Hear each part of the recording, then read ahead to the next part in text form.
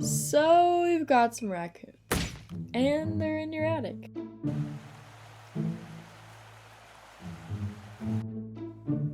While they can be entertaining and fun to look at, that usually is when they're roaming around your backyard with a can stuck on their head. Yes, clearly they are some very malicious creatures that also have just as much trouble walking down the stairs as the next person. They also love food just as much as the average American, but that's besides the point, right? You know, maybe you don't mind having them in your backyard, but you don't want them in your attic. So today we're going to be helping you take care of all those raccoons and telling you exactly how to get rid of them in your attic. But before we begin, as always, we have a few disclaimers. In fact, this one can basically be boiled down to one point, and that is, if you remove the mother before her babies, make sure you're going back for the babies because they'll starve to death otherwise and stink up your attic, which is just bad for everyone.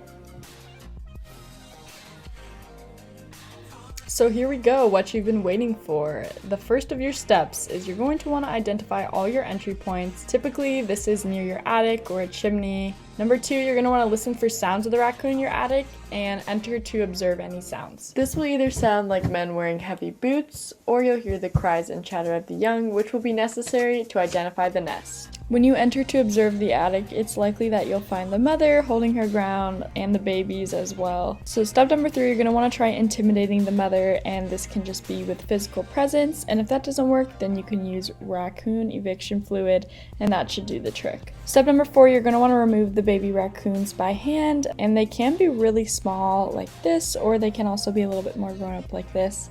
Either way you see them, you're just going to want to move them into some sort of comfortable space like a bucket or box. Next, you're going to want to move the babies into a cage with a divider like this. You're going to want to set the cage trap down near the entry point, and what we're going to do is use the babies to lure the mother into the trap. The cage should be a steel trap at least 12 inches by 12 inches by 32 inches, and you're going to want to make sure you're always setting this trap in the shade or inside, that way it doesn't get overheated. And like I said, you're going to want to make sure it has a middle divider like this. That way you can reunite the mother with her young once you've relocated them at least 10 miles from your house.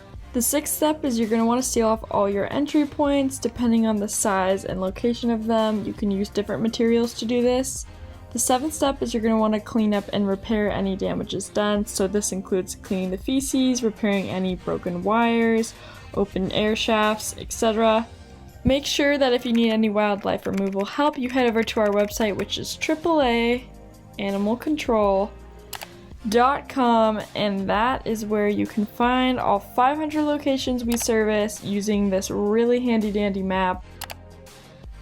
And as always, the last step is to leave a comment with any raccoon questions you may have, and we will be down there answering you guys. And if you're not subscribed already, make sure to hit that button as well as turn on post notifications. And if you haven't checked out our last video, you should do that as well as give this video a like.